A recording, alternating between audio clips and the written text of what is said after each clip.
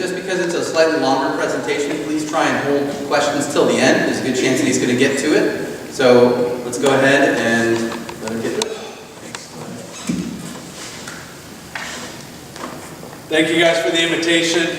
Cody Collette, earlier today we had a employee recognition ceremony, promotional, and Cody just recently got promoted to senior officer. He was on a prior SWAT team member, Special Enforcement Unit, Violent Crimes Task Force. So he's a good catch for you guys. He's going to do great work for you. Congratulations, Cody. He used to play professional baseball for the Detroit Tigers. We have some city staff people you guys may not know. Jim Troop is our Chief Financial Officer for the city. He's here. He's going to potentially help us answer some questions, and then we also have a survey that we're going to hand out later. And then Ingrid Hardy, she's our Director of Cultural and Community Services, our library, recreation, Carnegie, PAC, etc. Ron Dunn, our Communications Manager. Ron's, I thought he lived here, but he lives in the neighborhood just next door. Peter Godinez is the guy that asks all the questions. Invited me to his morning radio show, and he said it was going to be 10 minutes. Ended up being about 100 questions and 70 minutes. Because I ask great questions, guy, that's why. AC Moore, thank you, AC. He's a big supporter of our K-9 unit. Just want to recognize AC. Councilmember Bert Perlow, you guys probably know Bert. Talk about civil servants, community service. Bert's at the top of that list. He shows up at every event we have. And then one of our planning commissioners, Steve Huber. I don't know if you guys know Steve. Steve missed his presentation in his Cabrillo neighborhood, so he asked if he could come in and sit in and listen to this. I mentioned about 3/4 of the way through this, we're going to ask you guys to complete a survey where we talk about unmet needs in the city. The purpose of that is we get feedback as staff, and we use that to better present options to the city council. So if you guys would indulge us in that, we'd appreciate it. It'll take about 5 minutes. Jim and Ingrid are going to help with that. Hopefully the presentation will kind of give you some information, better information. It's front and back. The front side, there's a whole list of numbered items we think are needs within the city. You can either write them in, prioritize them. It should be pretty self-explanatory. If you have any questions at all, Jim and Ingrid can help you with that. The last thing I'll say before I start this is thank you guys for coming and participating in the neighborhood council. I'm a real strong believer, and that is one of the primary tools, methods that we make our city safer. And Oxnard is unique in that way. We have about 46, 48 neighborhood councils.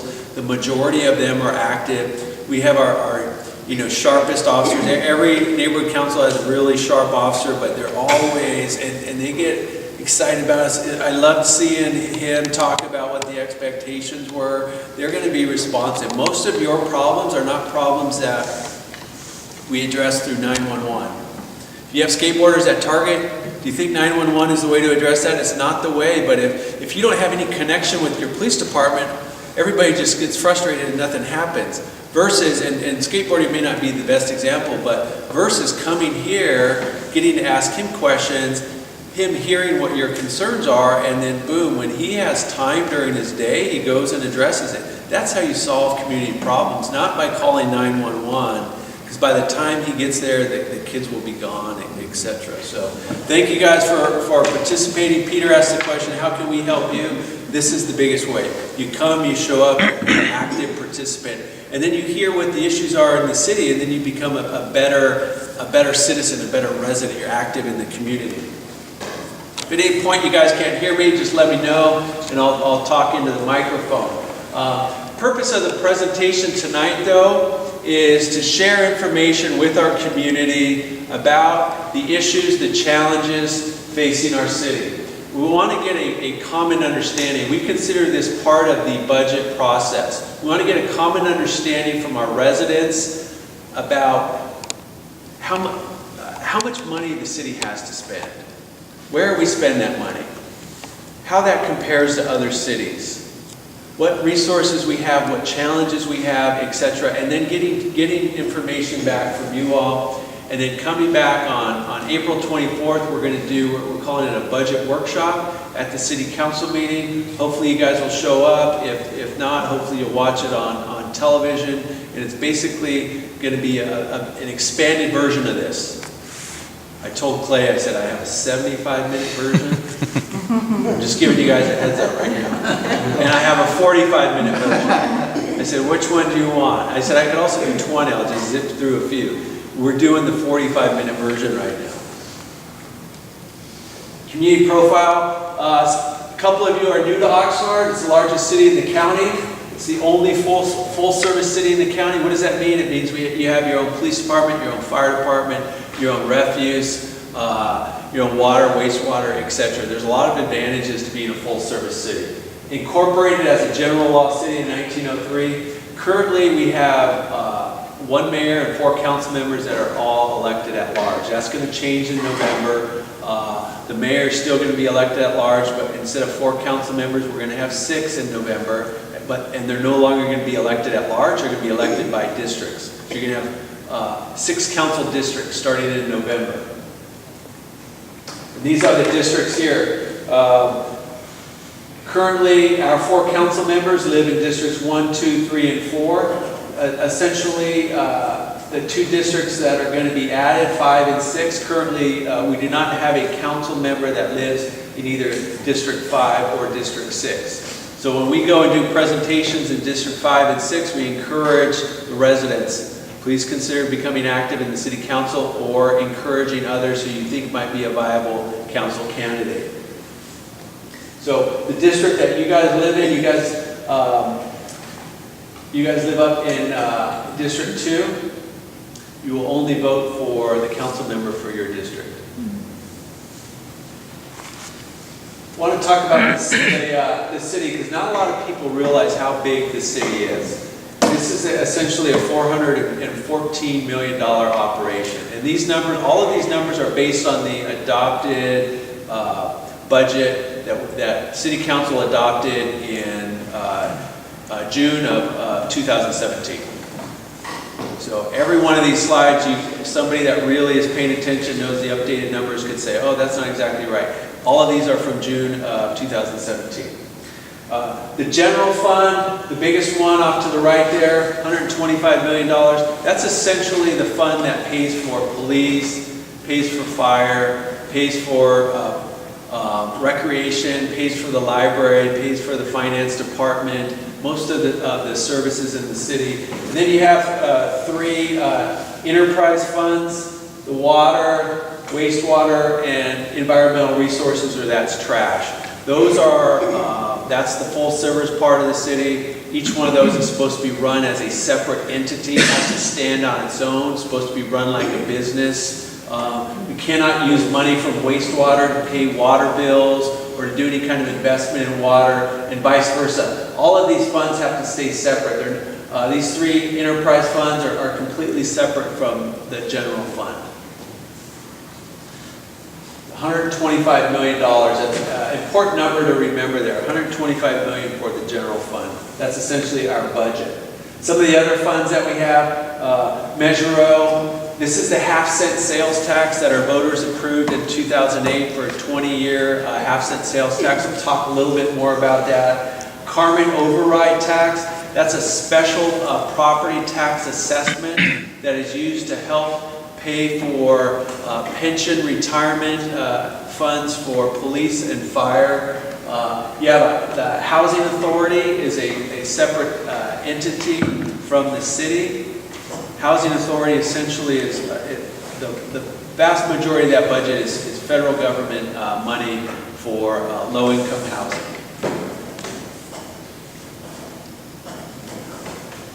So this is the general fund. So that I'm going back a slide. This $125 million right here, I'm going to go into more detail on that.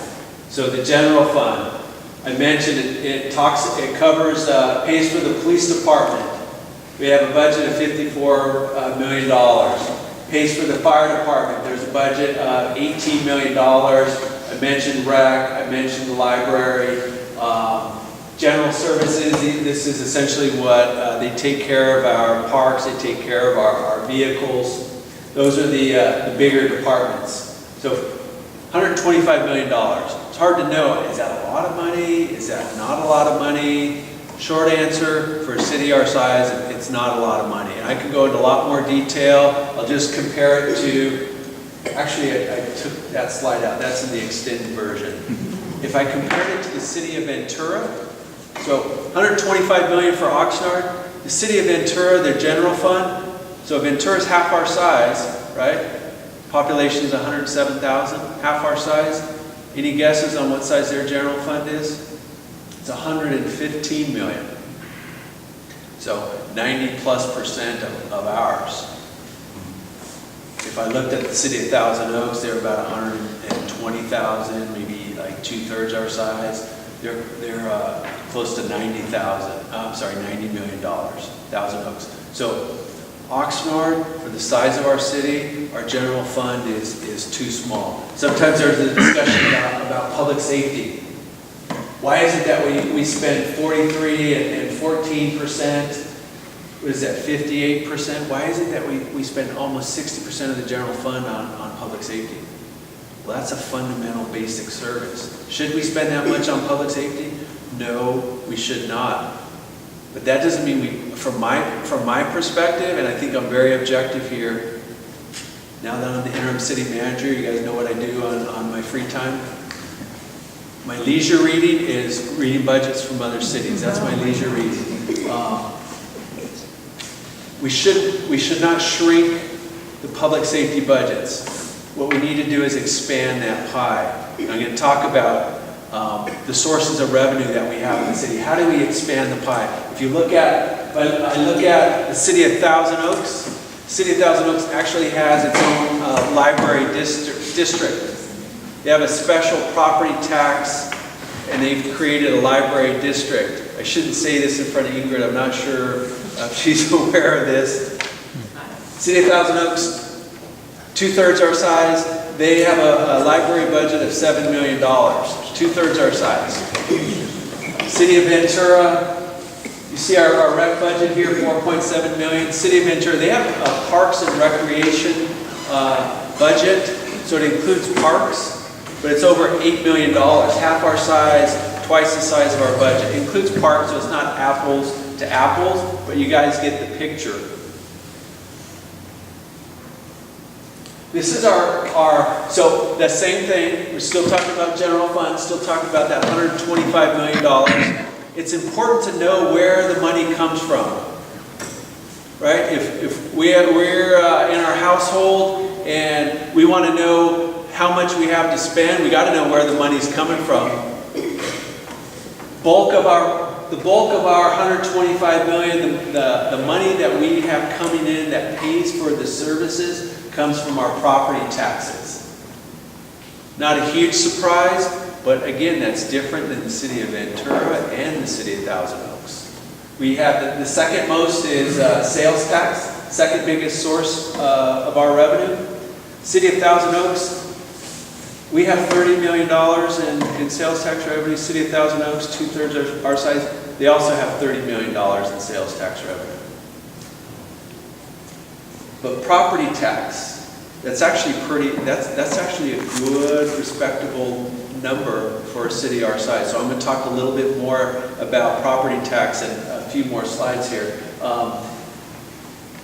Third largest, business license, and then hotel tax, or TOT. And I'm going to go into each one of those a little bit more. I let him go first, so he didn't have to stick around. Because I have so much city stuff, I'm not going to talk as much about police stuff as I normally would. So if you guys invite me back, I'll come back. But I'll touch on police a bit, but not as much as I would normally do. You can do whatever you want after 45 minutes. Okay. So we're talking about property tax. This slide would surprise most people. Most people, when you think property tax, where does it all come from? Most people think it's just our residents paying the taxes. And that, numbers-wise, you know, we have 45,000 parcels, 41,000 are our residences. And yeah, numbers-wise, that's a high number there, right? 95%. But we have a commercial and industrial base in Oxnard This is something that's unique about Oxnard that the other cities don't have. At a prior presentation, somebody asked me, where is that? Where is that at? So we have an industrial area of Oxnard, the east end of Oxnard, near Woolley Road. We have a commercial area. So we have, it's just something, it's important to know this when you look at, because you got to look at the revenues whenever we want to expand services. 32% of our property taxes, if somebody's quick on math, if you multiply 54 million times 0.32, about 17, about a third, about $17 million comes from 2,000 parcels. So that's a very good thing for an asset for Oxnard. It's a very good source of income for us. The sales tax, I mentioned that we have $30 million in sales tax. It's good to dive into that number a little bit more. A lot of people don't realize that they see this 7 3/4. It's like, what are you guys doing with all of your sales tax? Well, the reality is the bulk of it goes to the state of California, almost 4%. The county takes this portion here. The city gets this 1%. That's the $30 million. And then that Measure O sales tax I talked about, that half-cent sales tax, that's that amount right there. So that's the breakdown of the sales tax. Our sales tax in the city of Oxnard is 7 3/4. City of Ventura recently raised theirs to 7 3/4. City of Santa Paula recently raised theirs to 8 1/4. City of Whitney is currently looking at raising theirs to 8 1/4. It's important to look at sales tax because in the short term, it is the easiest way to increase revenue for the city, and therefore from the services side, you're able to increase the level of services. Again, going into the sales tax, again, I think it's important because we charge that Measure O, that half-cent sales tax, have to be able to articulate and justify it. Look at the largest 25 cities in the state of California. Oxnard, and this is not in order by size, but Oxnard is the 20th largest city in the state of California. So we want to compare us to like cities. Generally, the largest cities are the oldest cities. Generally, the largest cities require the most services. So Oxnard, a lot of people, and this is a common misunderstanding. A lot of people think, you guys have that 3/4 or that half-cent sales tax. Why aren't you providing more services? The reality is, it's not a money tree. It's not a pot of gold. When you compare Oxnard to the 25 largest cities in the state of California, there's only one that has a lower sales tax than the city of Oxnard. It's the city of Bakersfield, 7 1/4%. There's 8 other cities, and it's these 8 here that have the same sales tax as Oxnard, 7 3/4. And then there's 15 of the top 25 that have a sales tax that's higher than the city of Oxnard. So that half-cent sales tax I talked about, the Measure O, we have to justify what we spend it on. That was the one that was passed in 2008. The ballot question was essentially our voters voted yes or no. Do you want to pass the sales tax? And in quotes it said, to protect, maintain, and enhance vital services, including police, fire, emergency response, street paving, etc. Talked about parks. This essentially is what we spend the money on an ongoing basis. That leaves a few $1 million left over for one-time things, but for the most part, there's some smaller items. I did not include all of them, but these are the biggest ones. We opened up Station 8. That's in the southeast part of the city. It's the 8th police station. The ongoing cost for that pays for 26 firefighters. Without Measure O, we would not have Station 8 open. Enhanced community policing, that $2.8 million pays for 16 police officers, pays for some equipment, traffic and road improvements. 1.3 was actually, it's the lease payment, to pay for creating the building. So that third source of income for the city after property tax, sales tax, is business license tax. The city receives $5.4 million in revenue from that. The city has over 11,000 licenses issued. It's actually, it seems like a lot, but for a city our size, it's actually not, it's not a high number of licenses. There's 10 different types of licenses that the city treasurer could issue those licenses for, and I just listed some of those just so you guys kind of have an idea of the types of licenses.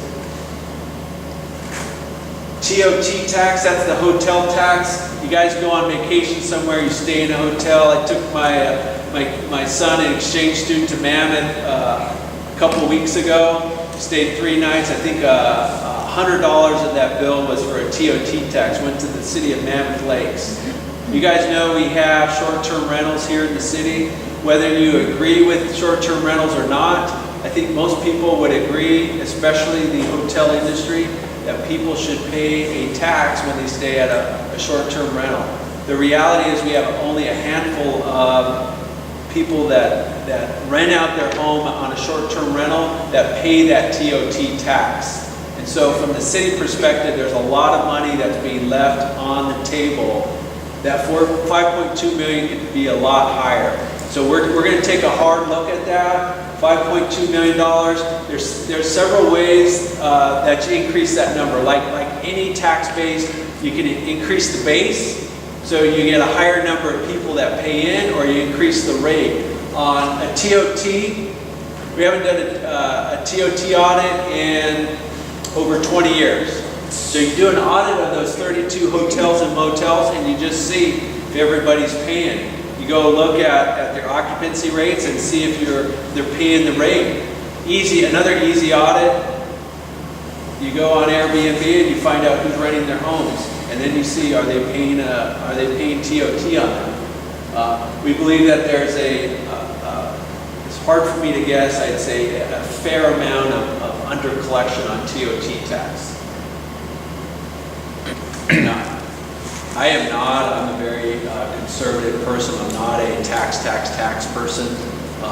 But from the city perspective, from my personal household, the way I raise money, I go out and work. And if I don't have enough, I get a second job. From the city perspective, is cities and states. The frustrating part for me, cities and states, we're at like a 9-year boom. Unemployment's like 17-year low. Things are going good at a national level as far as the economy, yet cities and states are still struggling. Why is that? At least from the city perspective, your opportunities at raising revenue, which allows you to provide the services, is fairly limited. Economic development, it's the engine that drives the revenue, increases the revenue opportunities. In 2015, in the city of Oxnard, that's when all of the development that got put on hold in 2009 because of the recession, all of that development started opening up. And these are pictures of your neighborhood. All of that development started opening up. In 2015, we had 31 residential projects that were somewhere in the review process. These are current numbers as of January 2018. Right now, we currently have 54. So this is a good sign for Oxnard. This is a good indicator. You look at, like if you're a business person, you look at economic indicators, national, state, local level. This is a good indicator for the local level. And then those, I don't know the exact numbers. The biggest change, this was 31 in 2015. These I believe this was in the high 20s, and this may have been like 12. But these are good numbers for Oxnard. Going to transition, so I was just talking about the general fund. Now I'm going to go and talk about the 3 utilities that we had on that pie chart, water, wastewater, and trash. I want to have just like a transition. We're going into a new chapter here in the presentation. So Actually, this is still our general fund, I'm sorry, that transition slide should be the one after, I'll correct that. This is our general fund, that $125 million. General fund, there's some information here. Talk about the debt first, $53 million. Why would the city have debt? Why would we issue bonds? It's essentially for buildings. It's the service center on C Street at 3rd Street across from the police department, that nice building. It's for that. It's for our nice library at 3rd and A. That's the bulk of that $53 million. The payment, the annual debt payment on that, $5.5 billion. So I talked about, when you saw that pie chart and where we spend that $125 million, $5.5 million was a small sliver of that, $5.5 million. We all know if you own a home, you probably don't want to spend more than 25 or 35% of your income on your mortgage payment. For a city, our city has a debt policy. Our annual debt payment should not be, based on our city debt policy should not be more than 10% of our operating budget. And what was our operating budget? $125 million. So that's well below the 10% in our policy. Our general fund rating is A-. That sounds good. If you're a student in high school or college, like I'll take an A-. Take an A- for my kids 7 days out of the week. But for a city, our city goal is AA. We want to be AA rated. County of Ventura, AAA, A- is not okay with us. We need to raise that. And there's a lot of issues related to that I just don't have time to go into tonight. So, water division, I'll talk about this. The city maintains its own, we have the enterprise fund, we have our own water division. We delivered 20 million gallons of potable water every single day. We have 44,000 ratepayers, and we average 2.6 million gallons of recycled water every single day.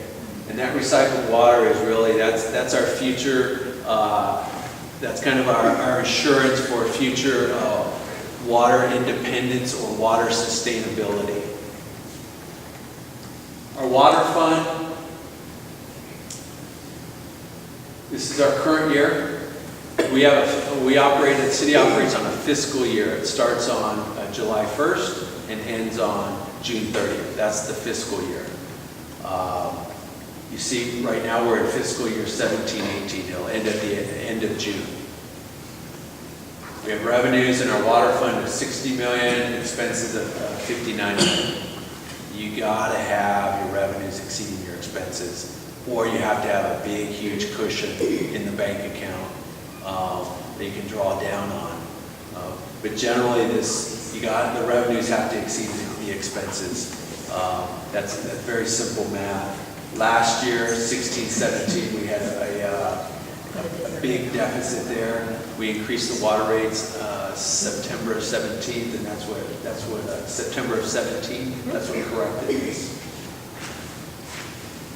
This is a pie chart. A lot of pie charts when you talk about budget and numbers. This pie chart just shows how we break down the water budget. Essentially, it's a $60 million budget. The vast majority of the money that we spend in the water department is spent on water purchases and chemicals and supplies. Debt service of 20%. This is surprising to most people. Labor, like for the police department, labor, personnel people, it's like almost 80%. 78% of our budget is on people. For the water division, 9% is on people. It's capital intensive. It's not labor intensive.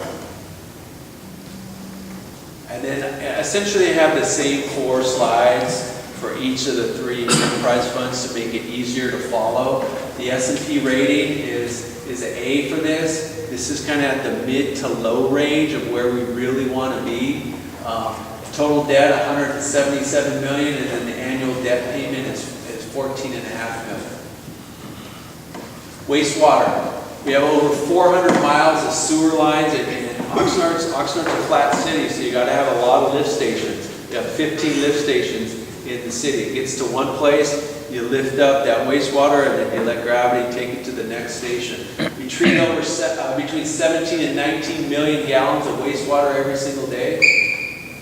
And then we produce, with that wastewater, we produce at the AWPF, the Advanced Water Purification, we have recycled water.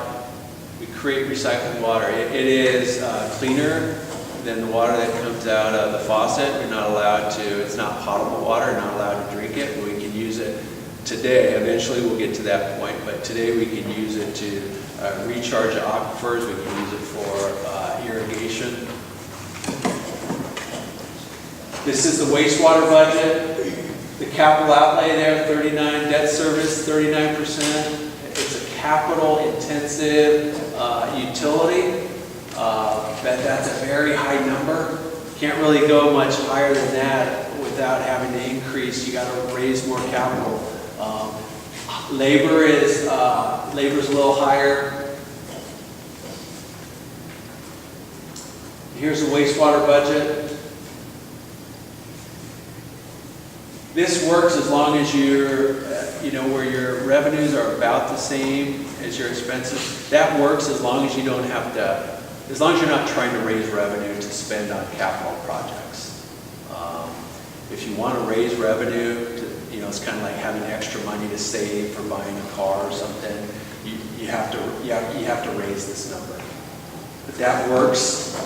That works. You won't have any rate increases. As long as you don't have any capital projects that you have to fund.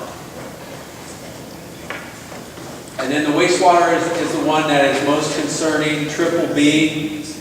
Triple B is the last stop before you get to essentially junk bond status, non-investable. So you're going to end up paying. The problem, it's kind of like having questionable or shaky credit. What happens? You pay a higher rate. You want to go buy a car, you're not going to get the single-digit rate. You're going to get the rate that, it's one of those deals. One of the council members said, if you have money, the banks will loan you money. If you don't have money, the banks aren't going to loan you money, or you're going to pay the higher rate. So our total debt for wastewater is over $100 million, and the annual debt payment is almost $10 million. Environmental resources, essentially our trash, pick up your trash every week. We have over 40,000 residential customers, over 2,000 businesses and apartment complexes. We transport over 200,000 tons of waste each year to our landfills. This is the environmental resources budget. Over here it's more labor intensive, it's less capital intensive. So our capital outlay, our debt service is only 7%. That's mostly from trucks that we've purchased. Tipping fees, this is us taking the waste to the landfills. And then this is their operating budgets, revenues versus expenditures. You saw it here, it's a little bit, expenditures are a little bit higher projected in the current year. So that's going to dip into, I'll go back one slide. So what is that? A difference of about $1.5 million. This beginning balance there, just kind of simple math, that'll go down by $1.5 million.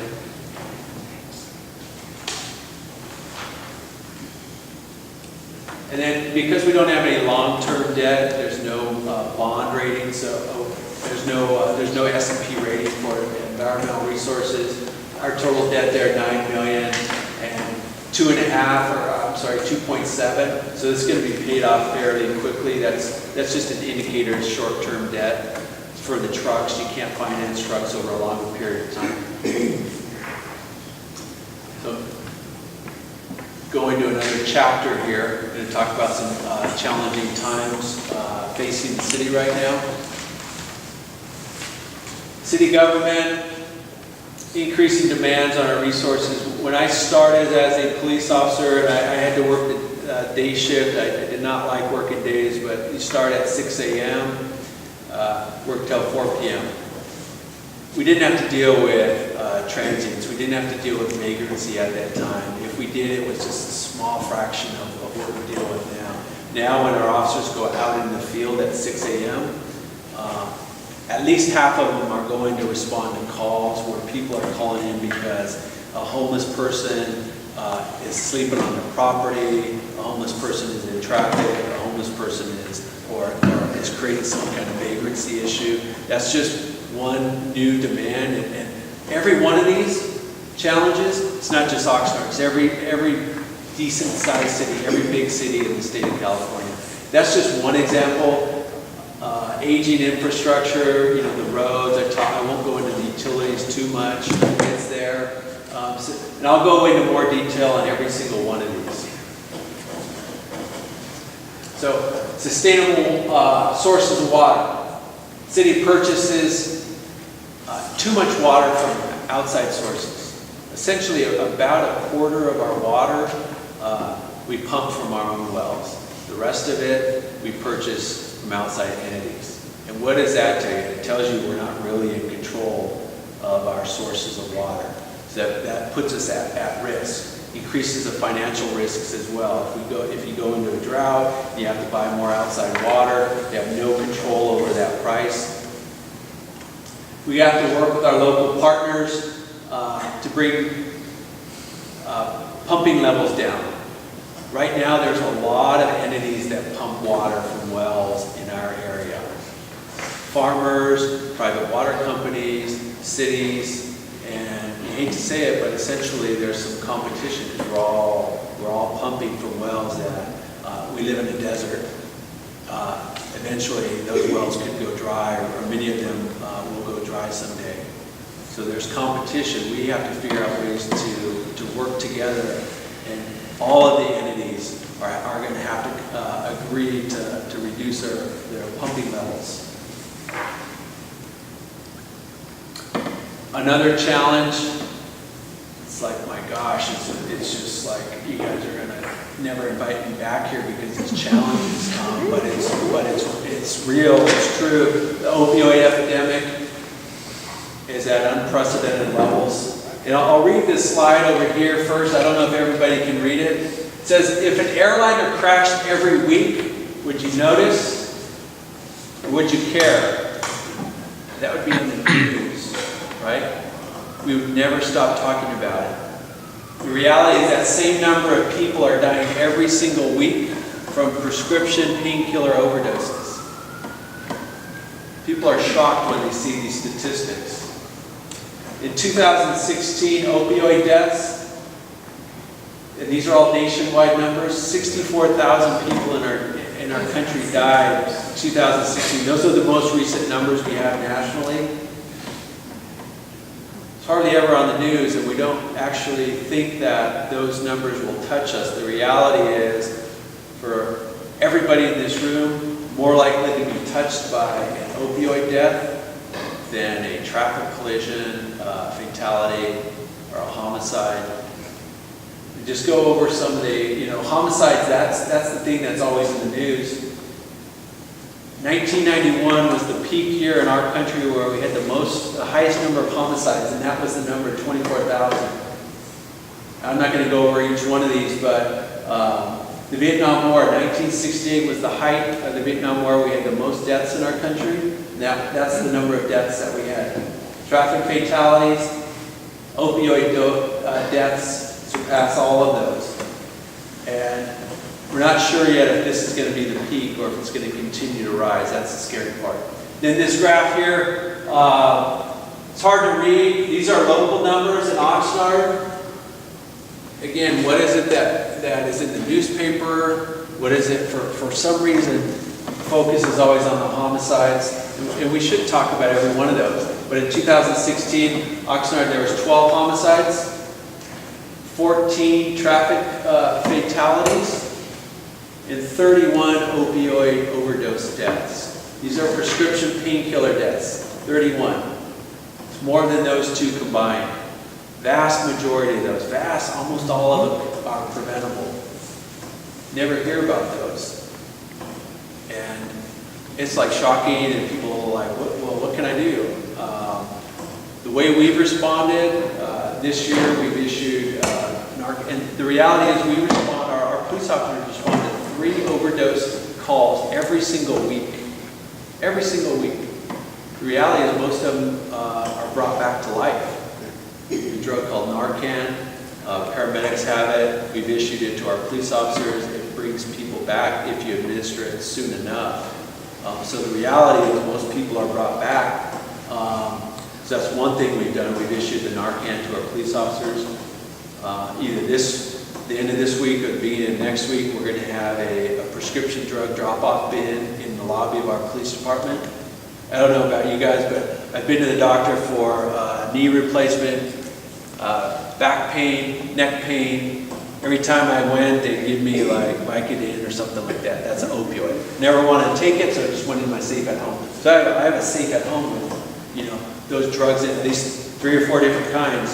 Haven't done anything, I don't want to really flush it down the toilet. I'm going to bring it and put it in the bin in our lobby of our police department. They say that for teenagers, I think it's like 1/3 of teenagers self-admit that they've used opioids. You guys know where they get those? Either their parents' medicine cabinet or their friends' parents' medicine cabinet. So I don't want to dwell too much on that, but it's a big issue, and it's people don't talk about it enough. It's like under the radar too much. CalPERS pension costs, we're going down the list. Challenges facing big cities. Oxnard is no different. Rising pension costs are crowding out budgets.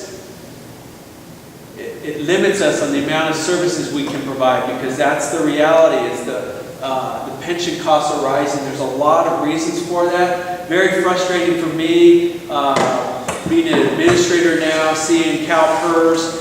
I forget what year it was, about 10 years ago, all of a sudden our unfunded liabilities almost doubled, went up almost $100 million in 1 year. CalPERS makes those figures. They base it on how long people live, the expected returns. How is it possible that in 1 year our unfunded liabilities doubles? From my perspective, there's some mismanagement on CalPERS. There's nothing that we can do about it on our end. We're on the operations end of it. Why are those? So one of the things that the state did, California, in 2003, Governor Jerry Brown passed PEPRA. It's the Public Employees Pension Reform Act, 2013. And what that did is it significantly lowered the pension benefits for state employees, for government employees. For police officers, it increased the retirement age from a minimum age of 50 up to 57. So what does that do? That it makes it less expensive for cities to pay that. So that's going to have a significant, and it was, thank you state, thank you Governor Brown for signing that, because the reality is it would have been very hard for individual cities to pass that. Many cities were facing bankruptcy when the stock market tanked and we had the Great Recession in 2009. So you guys remember that. And then Harmon override, that property tax that I talked about, that helps pay for public safety pensions. Huge benefit for us that we had that. Our city would have been in a different place if we did not have that in 2009. Our city is one of 23 cities in the state of California that has that special assessment. Moving off to another challenge is the homeless. I talked a little bit about that. We all know I'm very sensitive to this idea that it's not a crime to be homeless. We all know that. Hey, Ron, would you mind doing me a favor and just closing that door? Not a crime to be homeless. Challenge is the vagrancy that often comes with the homelessness. Police department, we don't have any tolerance for the vagrancy. One of the things that we started in 2018, this project called Take Back Our Parks. I would go to neighborhood council meetings, and the #1 complaint that I would get is these homeless people, the vagrancy issues, they've taken over our neighborhood parks. We don't feel safe sending our kids, our families to the parks. So we started a program, and I don't know if you guys have noticed it in any of the parks. Our officers just went to the parks and made contact with all the homeless people and said, you guys can stay here all you want, but there's zero tolerance for alcohol use, for drug use, for being in the park after dark.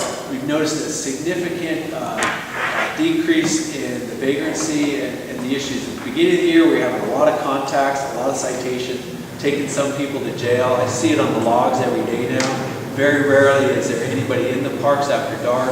Very rarely do they have contact with anybody that has drugs or alcohol. So we see that as a success, but there are plenty of other issues because the homeless, they're not homeless by choice, right? And they're going to be somewhere. At one point they were down in the south end at Halico. We moved them out of there. It became a problem, a health hazard. We moved them out of there. I had friends from other cities saying, hey chief, thanks a lot. They just showed up, you know, in the city of Ventura. Or people from other areas of the city, hey, thanks a lot, now they're in my neighborhood. And that's the reality. Like when I said we show up at 6 o'clock or 7 o'clock because people have call and complain, the reality is we're just moving them.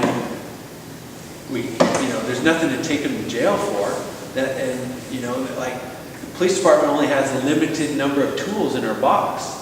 So essentially, we're just asking them to leave somebody's property, but they're going somewhere else. It's not ideal. There's funding necessary. The city does not have enough funding for it. It's a challenge statewide. Whew, man, I got through that. That was tough. We look at this, what's your perspective? You focus on just the problems or the solutions? Is it half full or half empty, that glass? You gonna get overwhelmed by everything, or do we get stuff done? We could have very easily, with the homeless problem, had the attitude, well, nothing's gonna happen. Why do I even go to that park and just move them? No, you go and talk to them. It's like with your kids, you set the expectation and people live up to the expectation. It's no different whether you're talking to somebody that's a hardcore gang member or somebody that is homeless and sometimes vagrant. If you let them know what the standard is, no drinking in the park. So what's our perspective? We're not going to just sit by idly and complain that we don't have enough resources or this or that. We're going to fix the problems. And we're going to work with all of you guys to fix the problems. So what did Oxnard do? We set strategic priorities, working with the city council. Started these in 2015. You have to realize if you have limited resources, you can't do everything for everybody. We set 4 strategic priorities. These were the primary ones: quality of life. I'll go into each one of these in more detail. Quality of life, some of our accomplishments within the police department. We've had double-digit reductions in crime last year, reduction the prior year. The current year, we're at double digits. I'll go into more detail about that later. I'll just let you guys take a quick look at that, and I'm gonna move on. This is the crime rates. I mentioned this at council last night. We have this new initiative that California Police Chiefs is pushing. It's called Keep California Safe. Essentially, crime peaked in the state of California in 1992. I started in 1990. Our city was a different place then than it is now. As you can see, at the bottom, the crime rate was 1/3 of what it was at the peak. It's still less than half now what it was at the peak. Sorry, can I just see that last slide for 1 second? Thank you.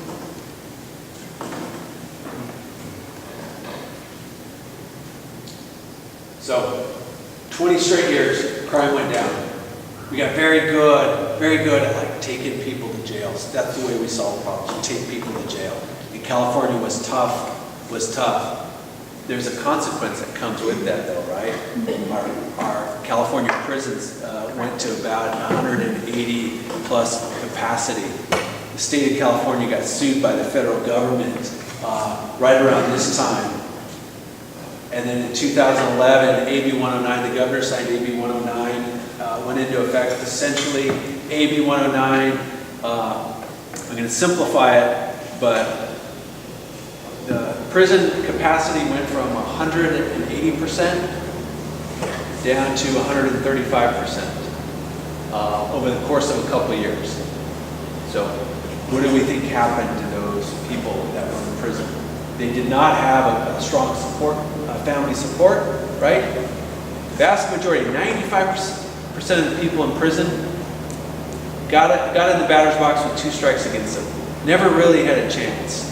So they come out of prison after being in prison for a long time. Most of them have a chemical dependency.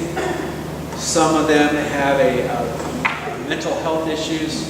They come out of prison. Some of them went to county jails, and some of them just came back to the community, out on the streets.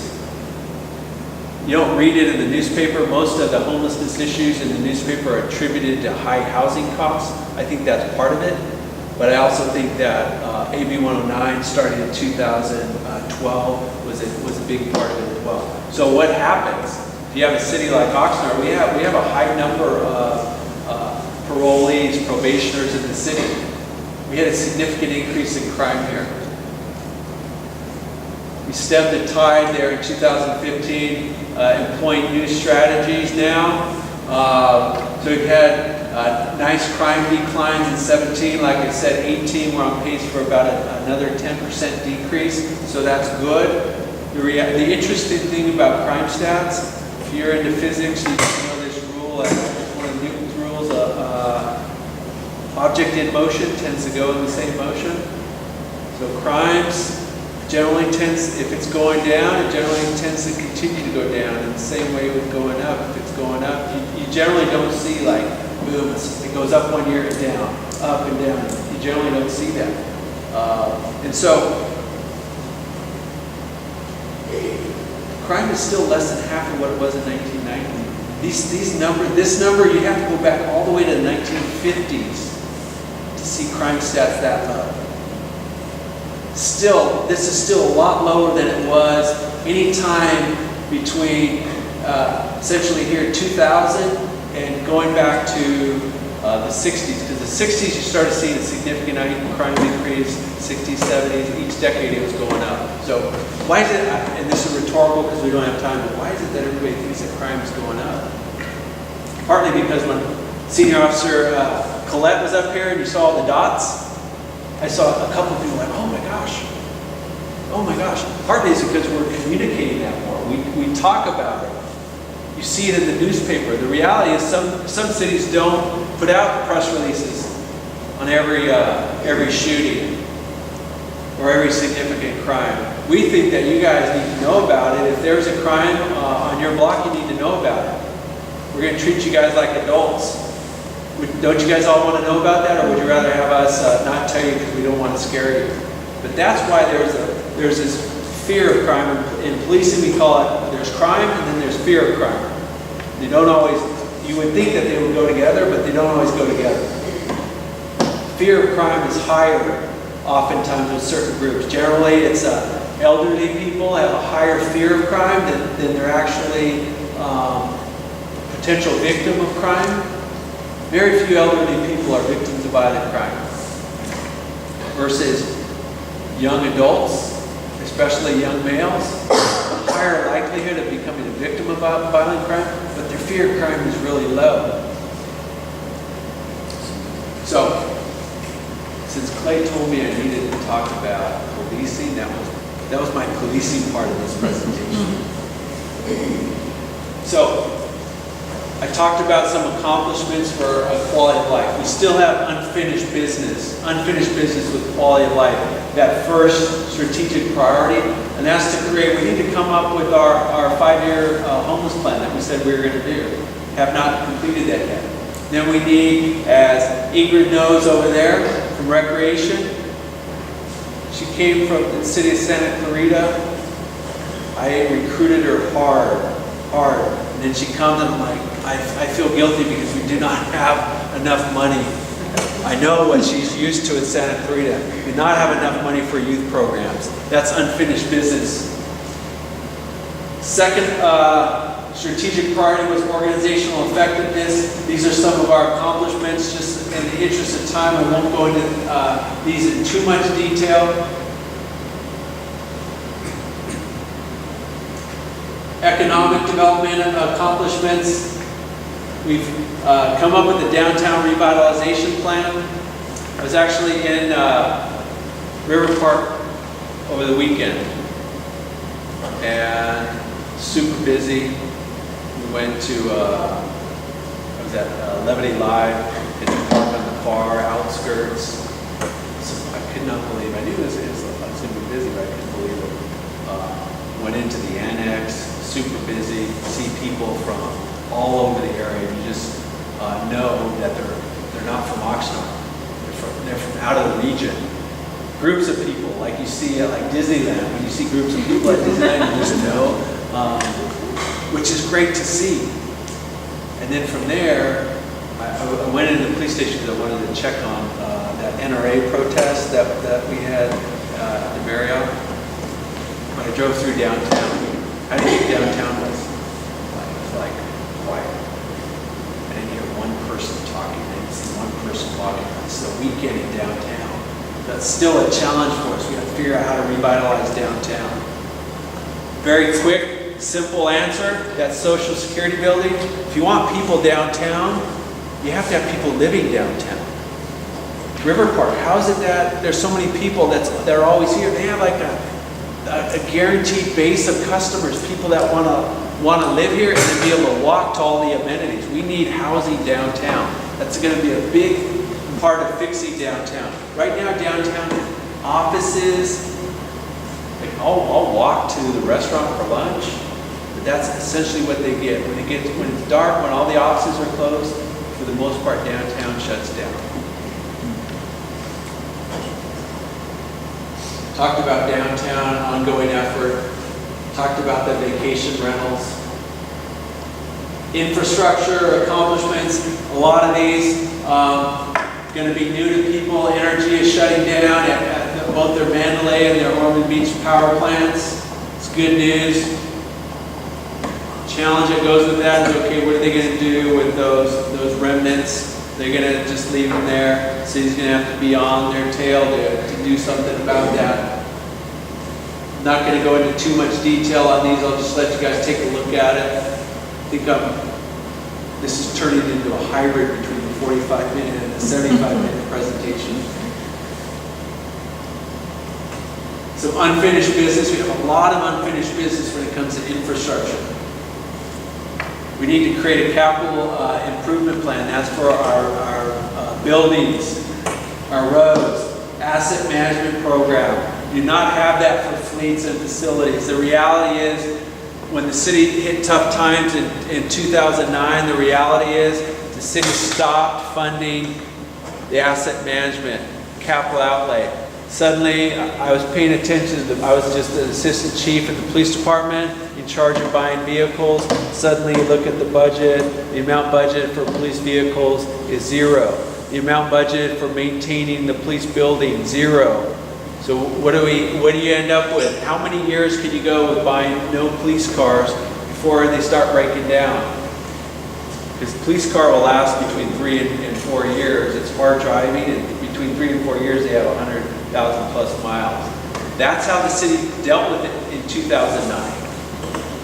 Most cities cut their services, cut positions.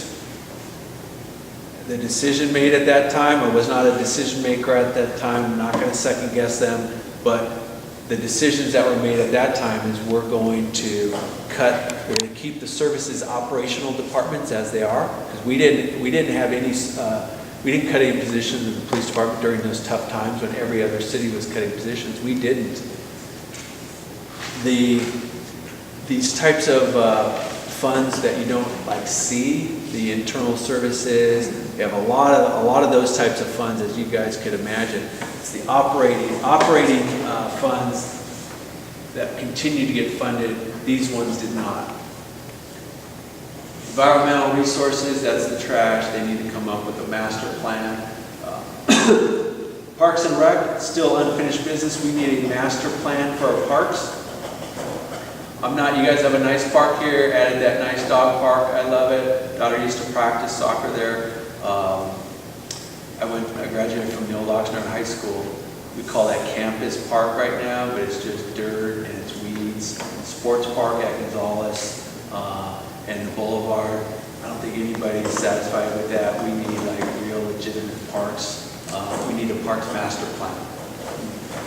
We need to do an assessment of our service and our impact fees. Then we have a few surplus properties.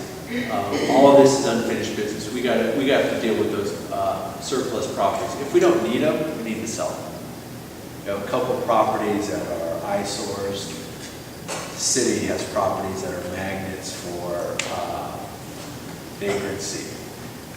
Those were private individuals that own those properties. We have to own them, we'd be selling them. So as a city, as a good partner, we can't own those and let them go into disrepair. So we have to deal with those surplus properties. So this is where we talk about unfunded needs.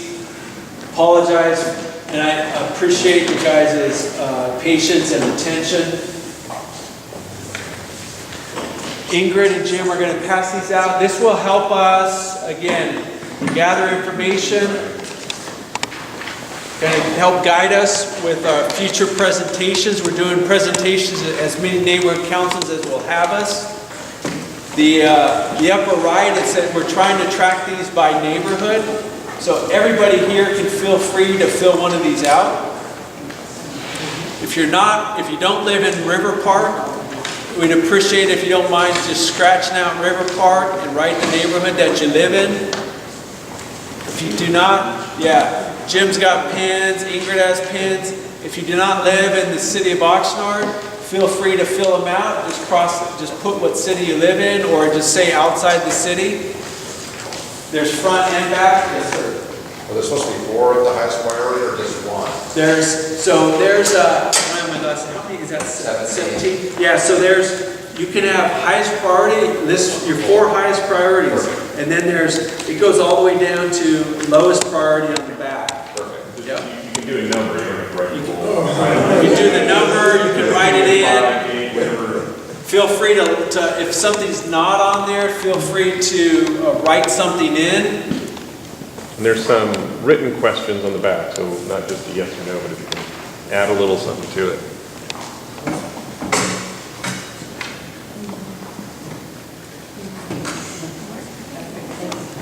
Actually, if you guys